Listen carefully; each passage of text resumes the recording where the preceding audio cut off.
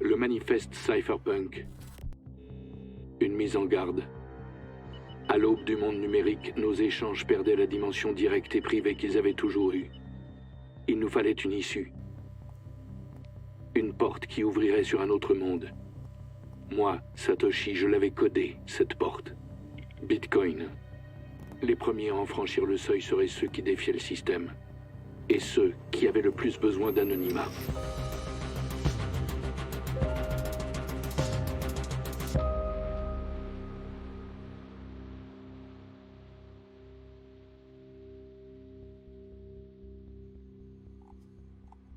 À ses débuts, le programme réclamait beaucoup d'attention. J'avais quelques alliés, mais le terrain était miné. Une poignée d'apôtres ne fait pas une armée. Bitcoin restait une proie facile.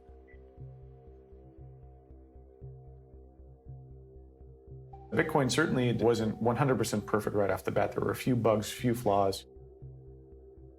From a network perspective, it very easily could have been crushed by, a really motivated attacker. But luckily that didn't happen. I think most people dismissed Bitcoin, and governments included, dismissed Bitcoin as silly money for a long time, and most governments still do. Comment attribuer de la valeur à une nouvelle monnaie? Dans un premier temps, à son coût de revient. $1 pour 1500 bitcoins. La confiance suivrait. Late 2010 and 2011, there was a few OTC markets where people would essentially on the forums be like, hey, I'm selling 10,000 Bitcoin, and someone go, cool, I'll buy it for $10. C'est pas devenu une monnaie du jour au lendemain. D'ailleurs, c'est même pas évident qu'on puisse dire aujourd'hui que c'est une monnaie. De mon point de vue, c'est plutôt une monnaie en devenir. Pas parce que l'État, à un moment donné, dit voilà, ça c'est une monnaie, mais parce que, tout simplement, de plus en plus de gens décident de l'utiliser comme monnaie.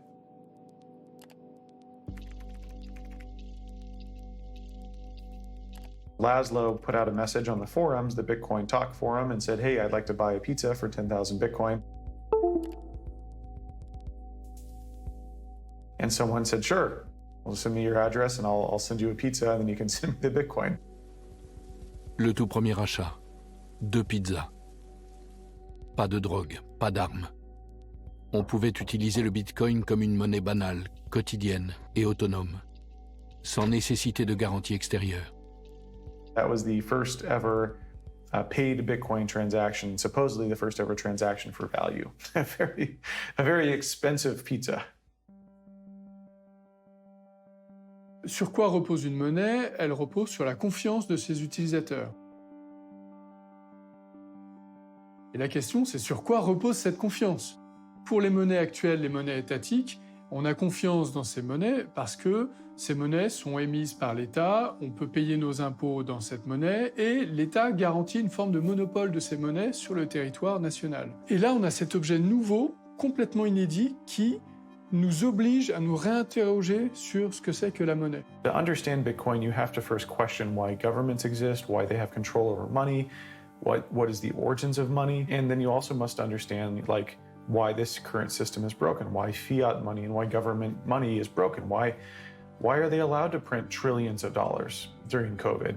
What gives them the right to do that? You're born into the system where you're not supposed to question it. And this is requiring you, kind of like in the Matrix, when you wake up from the system, you have to wake up from the Matrix and try to understand all of these components of why your reality isn't working. Julian Assange, the founder of WikiLeaks, has been put on Interpol's most wanted list. Tonight in Britain, Julian Assange is awaiting arrest by British police. But the WikiLeaks founder remains defiant, suggesting the US is out to kill him. Tonight, Assange isn't relenting, suggesting that if anything happens to him, all the remaining secret cables will be released to the world at once. Les États ont vite fait d'investir le numérique, de l'envahir de leur violence, du machiavélisme de leurs intérêts. WikiLeaks allait apprendre qu'on ne s'attaque pas frontalement aux secrets des puissants. Ce que j'ai appris, moi, du destin d'Assange, c'est qu'il y a des lignes rouges à ne pas franchir et des précautions drastiques à prendre en toutes circonstances.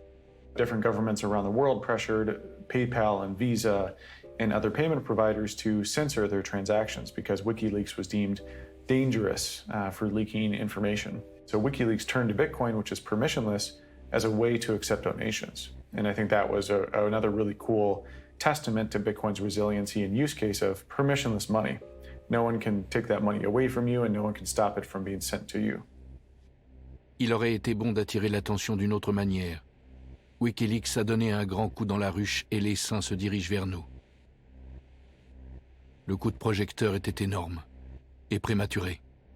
You know, Satoshi had created this new money and he was very much worried that they were kicking the hornet's nest, is how he put it, at too early of a stage in the project and that they may not survive a government attack. He also, I think, close to that time, started to question if he should be part of the project.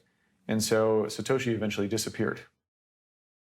Le Bitcoin devenait la monnaie de ceux qui avaient le plus besoin de rester dans l'ombre.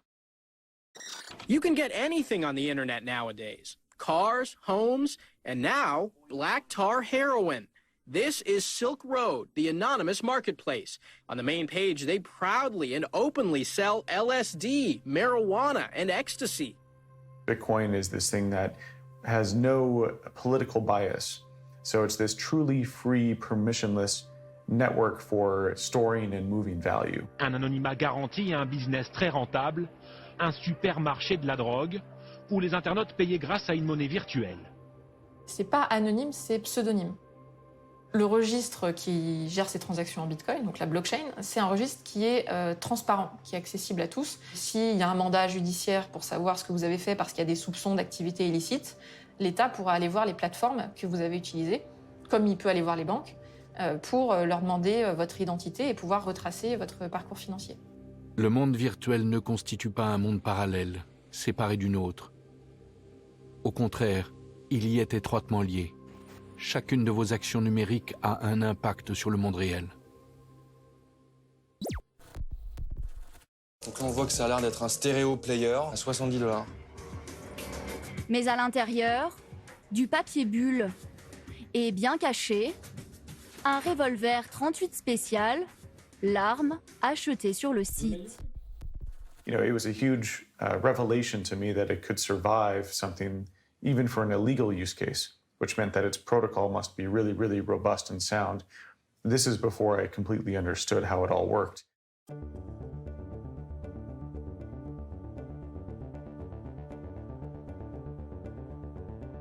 Je n'avais pas créé le Bitcoin pour protéger les criminels, mais pour rendre les transactions autonomes, libres. Et voilà que Silk Road portait le cours vers un sommet, $30 le Bitcoin. C'est à ce moment-là que j'ai décidé de prendre mes distances.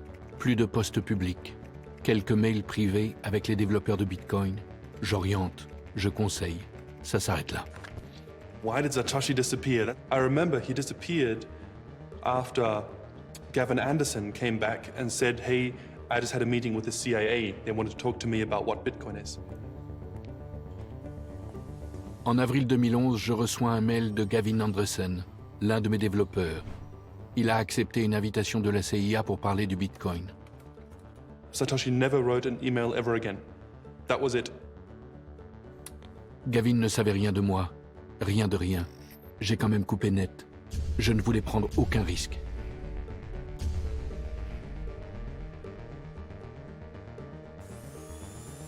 Je savais qu'il ferait tout pour me retrouver, mais il n'y arriverait pas. À ce stade, le programme n'avait plus besoin de moi.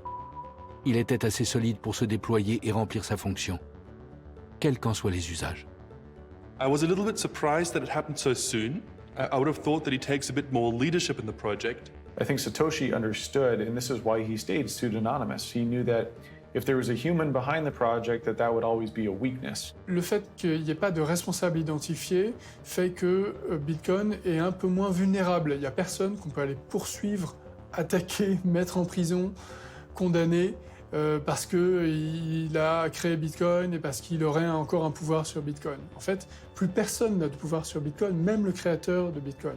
People would look at that individual's flaws and project it onto Bitcoin. Also, they may try to convince him politically to insert new types of code or something. So he stepped away.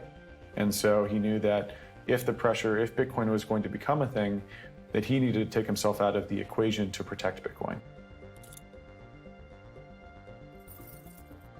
After an intensive 2-year investigation, the FBI arrested Ross William Ulbricht, a San Francisco resident in a public library. And the alleged digital drug lord, if convicted, is facing life in jail.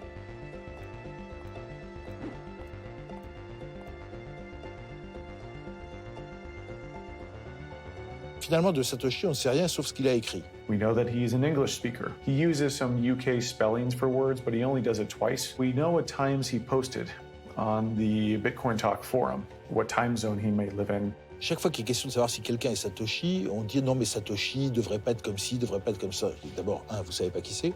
Deux, si c'est un génie, il est forcément un peu farfelu. Hein, c'est pas un monsieur tout le monde. Et trois, il a pu changer.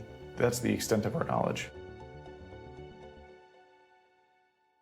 I'm not in Bitcoin. But your address not in Bitcoin. I don't know anything about it. 64-year-old Dorian Satoshi Nakamoto emerged from his Southern California home Thursday and walked right into a media frenzy, hours after Newsweek magazine claimed he was the mystery man behind Bitcoin.